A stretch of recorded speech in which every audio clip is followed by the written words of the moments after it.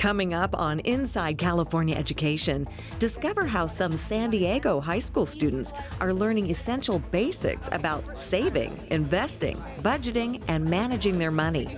It's called financial literacy, and it's becoming a popular academic option in schools throughout the state. It's just like you learn so many life skills, like balancing a checkbook, learning to do your taxes, like what credit card's right for you. There's a new generation of student journalists who want to tell stories about their own schools and communities. See how a unique program in Sacramento partners established journalists with these avid learners to help hone their reporting skills. When students go to look for work in actual journalism workplaces, they already know what's going to happen. They already know the steps to take because of this experience that they have in high school right now. For many kids, kindergarten is where their formal public school education begins. But many studies show even earlier learning offers lifelong academic and even financial benefits. We'll visit a school in Los Angeles County where kinder readiness is reaping rewards for these youngsters. I can't tell you how many times my kinder colleagues come and thank me and are amazed at how prepared their students are. And Space Force in the desert? Check out this school in San Bernardino County, where an innovative JROTC program is preparing high schoolers for careers in space exploration, engineering, defense, and more, beyond the final frontier. Ready, face. I have always been really mesmerized by space as well as astronomy, and just all the connections that we receive being part of Space Force is just stellar. It's all coming up next on Inside California Education. Funding for Inside California Education is made possible by the California Lottery has been reliably raising additional money for public education for decades, more than $41 billion since voters created the lottery in 1984. And that's the reason why California Lottery exists. It's why we do what we do and work so hard to do it. Thank you, California. Our schools appreciate your support. Imagine a credit union where school employees are treated like the heroes you are. At Schools First Federal Credit Union, everything we do starts with helping school employees and their families live better today and plan for tomorrow. Learn more at schoolsfirstfcu.org. the Stewart Foundation, improving life outcomes for young people through education. ScholarShare 529, California's state-sponsored, tax-advantaged 529 college savings plan designed to help pay for the cost of higher education. Additional funding for Inside California Education is made possible by these organizations supporting public education.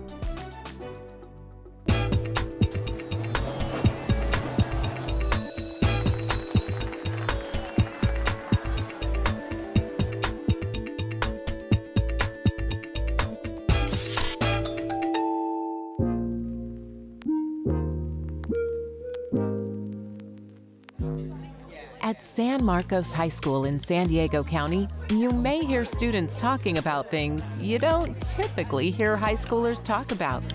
In San Francisco, sales tax is like 8%, and here it's only like 6%, I believe. Like, I don't really need the brand new game straight when it comes out. I don't need a brand new shirt if mine is still like okay. It's really good to know about like where your money's coming from and like what to do with it and how to spend it. These students are enrolled in financial literacy, an elective available to juniors and seniors that has become one of the most popular classes at the school. Students learn how to budget for an apartment, what food really costs, and how to prioritize their wants versus needs. It's just like you learn so many life skills, like balancing a checkbook, learning to do your taxes, like what credit card's right for you. This is an example of one of the life budget projects that the students are working on right now. So they actually have to get a job that they can get at the age of 18. Students in this class are encouraged to get a job. It makes the lesson in taxes a little more real. They also learn how to budget for college, what a car, including gas and insurance, will cost them, and more. You could say every day in this class is a lesson in real life. Paying bills and managing your money and learning about credit and paying your taxes are not fun things to do for most people. But I do try to make it engaging and realistic and relevant. What we're going to be doing is brand name versus store brand taste testing, okay? This is Tara Razi's second year teaching financial literacy, a class you might agree is surprisingly entertaining. On this day, a lesson in comparison shopping, how you often can't tell the difference between generic brands and the more costly name brands. I picked up 16 different products, from some that you eat to condiments to paper products, and so they're going to have to see if they can tell the difference between the brand name and the store brand. Rossi says the name brand items cost almost twice what the generic brands did. She also considers this a lesson in financial overconfidence. I'm pretty confident because for me personally, I do kind of get sometimes store brands, sometimes like more famous brands. Some of them it's kind of easy to distinguish, but I feel like on the majority of them, they taste similar. So I think I'm pretty confident for what I did, but you never know. Number 1, Kellogg's Corn Flakes. Raise your hand if you think it's A. Raise your hand if you think it's B. The answer is A. What, really? Our confident interviewees got a bit of a reality check, but with it came a valuable lesson. You don't always have to get a name brand just because of its name. A store brand quality or another quality could be exactly the same and taste as good, but also be a little bit cheaper. Raise your hand if you think it's A. Raise your hand if you think it's B. It was A. These kids are screaming for real world, real life learning that's going to set them up for their future and that will help them navigate the adult world. Superintendent Andy Johnson says there's huge demand for this class at both of the district's high schools. In fact, they often have a wait list. He says in recent years, students have made it clear they want more classes that teach skills they can use. They continually tell us, I want to know how to do my taxes. I want to know how the credit card debt works. I want to know, how do I understand what's on my paycheck and all those withdrawals and all those other things that are deducted from my paycheck? What is all that? I'm a senior. I'm about to go to college and live on my own. I'm not going to have my parents there to support me. And it's I would have never known how to file taxes. At a time in life when most kids are thinking about what they want today, this class has them thinking about what they'll need for retirement. I don't want to retire and then I run out of money and then I need to start working again. So I feel like that was my main takeaway from this. From creating a business and pitching it Shark Tank style to following the stock market, Tara Rossi says her goal is for these students to leave with something they can use. These life lessons are things that they're going to need. And are they going to remember every little thing I teach them? No, absolutely not. I want them to go be good people out in society and make wise decisions. And I guess that's my goal when they leave my classroom. And if they happen to do well in the stock market or retire in comfort someday, there's little doubt that the lessons they learned in this classroom may have made a difference. Research shows students who have access to high-quality financial education have better outcomes as adults, resulting in less debt and a higher quality of life. 22 states now have laws requiring a financial literacy course for high school graduation. Right now, less than 30% of high schools across the Golden State offer those classes. But the California Department of Education partnered with a nonprofit to provide teacher stipends and professional development to help educators teach financial literacy in high schools across the state.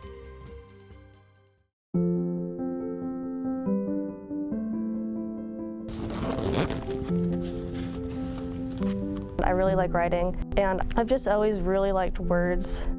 And so having a new opportunity to try a new style of writing that I've never had experience with before, it was a really cool idea to me.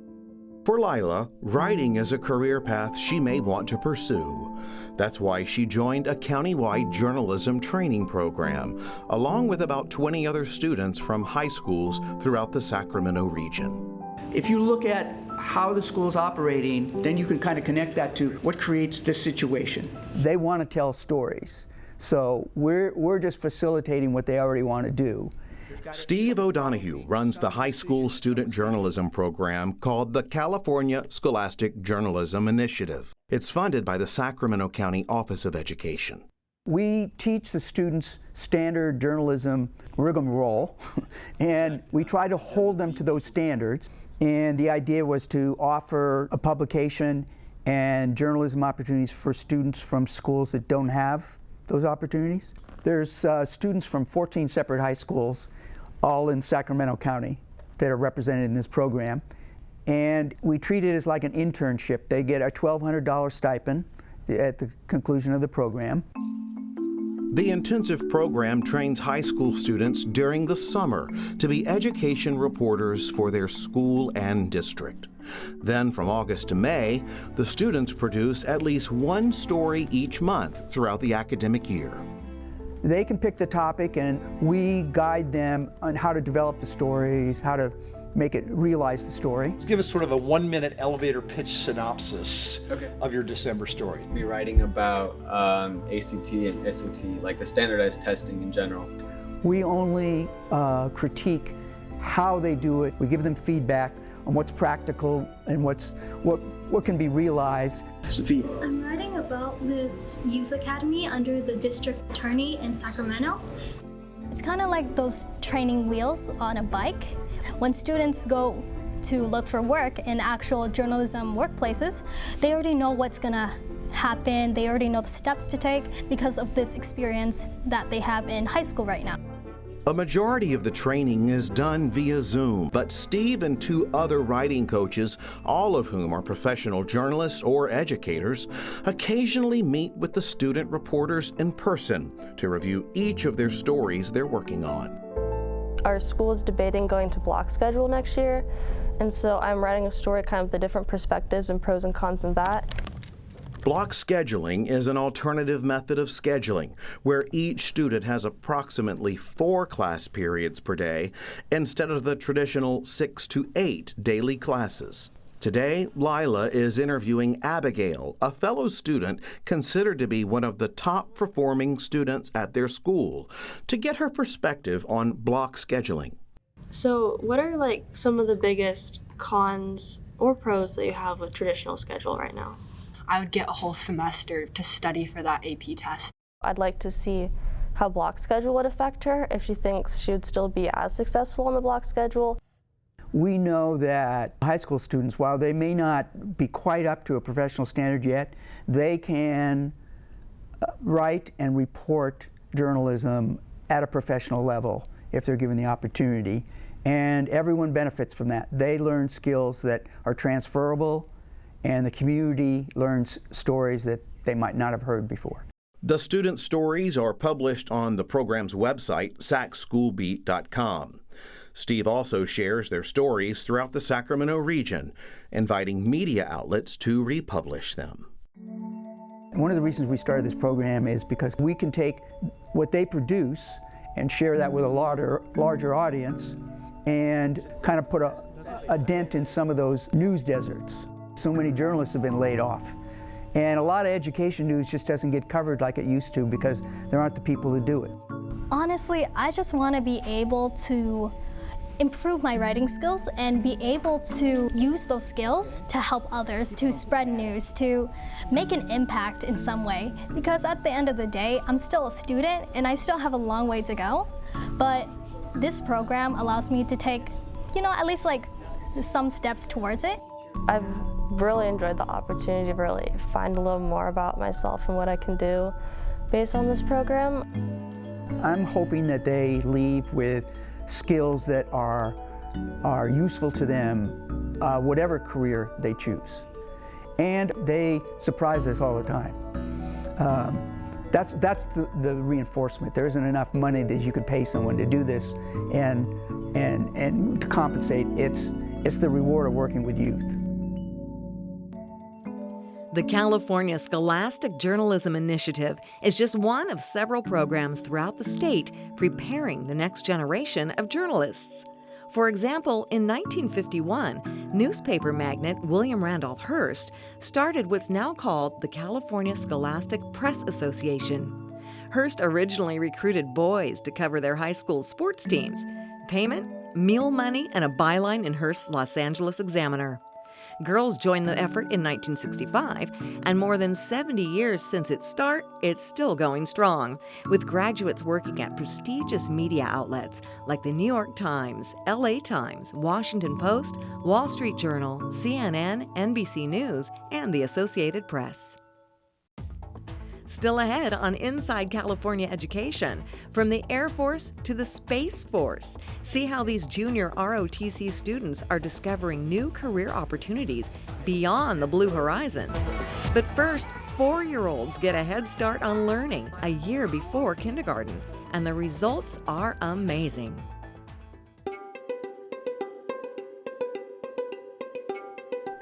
Buenos días. ¿Cómo estás? In Los Angeles County, the El Monte City School District is busy expanding its transitional kindergarten program. Monica Bellardo, who teaches in the dual language program at Durfee Elementary, loves teaching these youngsters. Even though it might be a little chaotic in the classroom, the ability to just let the kids be kids. They're 4. And I know sometimes we think like, oh, there's not a big difference between 4 and 5, but when we think of age months-wise, the ability of what a 48-month-old can do compared to a 60-month-old, it's big. California plans to offer free transitional kindergarten, also called TK, for every 4-year-old by 2025.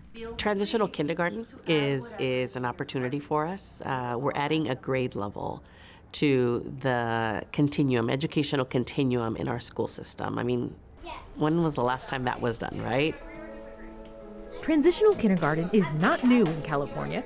First established with the Kinder Readiness Act in 2010, TK is designed to serve as a bridge between preschool and traditional kinder. So far, it has only been available to relatively few children. I tell parents all the time at back to school night that kindergarten is not the same like when we were in kinder. When we were in kinder, if we knew our ABCs, off to first grade. That's no longer the case. The rigor has increased, and now the goal for the end of kinder is to read and write. So with that new rigor, kinder was their first experience in school, and we're lacking fine motor skills, we're lacking social emotional. That caused TK to come about. TK was the answer for that.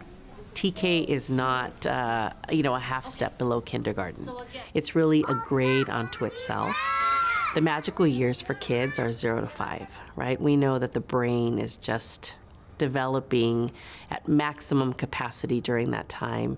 And so an opportunity to add a grade level that can really capture that time in a kid's life is just so powerful. Monica used to be a kindergarten teacher. Now, instead of teaching 5-year-olds, she teaches 4-year-olds. The difference, she says, is noticeable. So I love that we are targeting learning through more of a play-based approach, center-based. We're letting academics come in organically. We slowly introduce the same standards that there will be exposed to the following year, but not expecting mastery, just practice, exposure. California is the only state in the U.S. to commit to free, universal TK. California has been very progressive when it comes to different measures. Universal meals is one of them. Universal TK is actually, is the other, which makes California stand out, right? It's this idea that you want to reach families, you want to reach kids at an early age and provide them with the resources, the tools, the experiences, the magic from school systems early on. I think right now there are a lot of programs available. There are Head Start, early Head Start programs, state-run preschools, all of them with income limits or different requirements. Parochial schools offer similar programs. There's private schools that are available too, but for families, in my experience, who are right over the income limit, just $1 over the income limit, they're unable to access those resources, and they still need them. Adding a new grade level to the school system doesn't come easily. As we, open up spaces for transitional kindergarten, you want to make sure that you have the right spaces and that you have the infrastructure to make sure that the classrooms are safe, inviting, welcoming, and warm. Monica has noticed a big difference in children who enter kindergarten having gone through TK. The biggest indicator of how successful students are now in kinder after completing TK is just my colleagues. I can't tell you how many times my kinder colleagues come and thank me and are amazed at how prepared their students are because they had those foundations in TK. It just makes me very hopeful for the future because our kids are going to be primed for success and we need them. There's a lot of issues out there and I think our kids are going to be ready to solve those issues.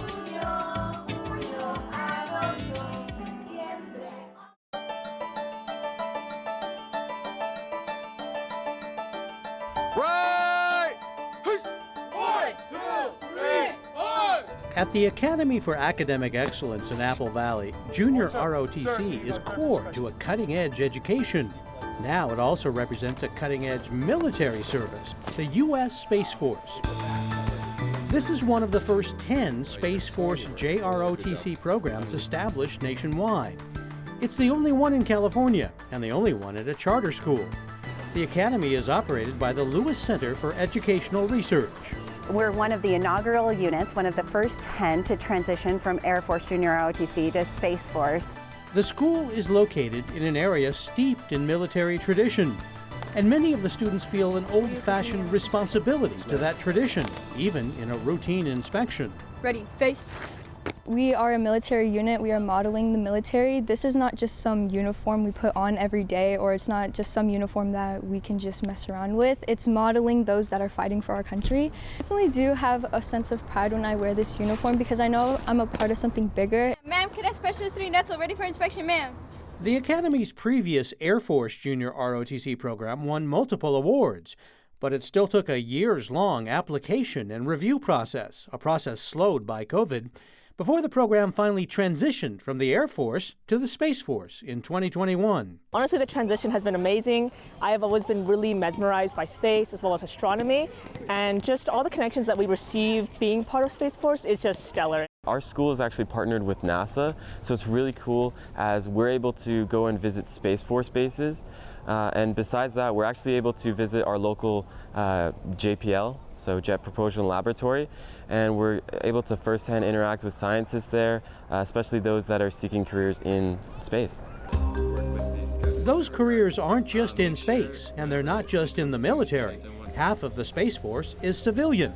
Right now, the one on the right that you see up here is DSS 28. And only 2% of this program students will go on into some branch of the service. That means the curriculum taught by the school's Air Force veterans must focus on preparing these kids for jobs that didn't exist a generation ago and weren't even conceived of when man first flew to the moon. I've been teaching Mercury, Gemini, and Apollo because none of them were born when this happened. And if you look at the mission of Space Force, you know, it's basically 100 miles above and above they're in charge. So we're talking satellites, we're talking, you know, spacecraft, we're talking all the communications with all of those, all the computer security. So literally, those are career fields that they, you know, my students can jump right into. It prepares them to properly interview for jobs, learning how to write resumes. You get to put down, I was in charge in finance, $50,000, handling $50,000 throughout the school year. I mean, what teenager can say that? And that, for the students, means reaching for dreams they may not have realized they even had. I feel like it's going to start sparking more of an interest in it instead of that childhood fever dream of, I want to grow up to be an astronaut. People are going to start seeking fields as scientists or astronomers.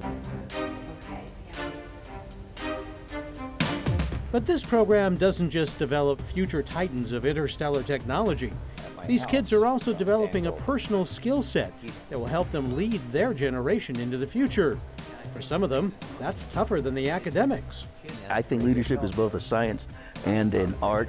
You know, you have people that are born leaders, but you have people that learn leadership, and I think most of my students are learning how to be leaders as they go through the program. Thank you. Take your position in flight. Yes, sir. I had never really had the opportunity during my earlier years of high school to allow myself to develop as a leader because I didn't really have the opportunities, or I was too shy. I was too afraid of taking things head on, and I was too afraid of just letting myself be out there. But ROTC has taught me that it's okay to make mistakes. For these young pioneers, Space Force is anything but the final frontier. It is, in fact, only the first of many. Right flank, march! That's it for this edition of Inside California Education. If you'd like more information about the program, log on to our website, insidecaled.org. We have videos from all of our shows, and you can connect with us on social media. Thanks for joining us. We'll see you next time on Inside California Education. Number 1, Kellogg's Cornflakes. Raise your hand if you think it's A. Raise your hand if you think it's B. The answer is A. Oh, really?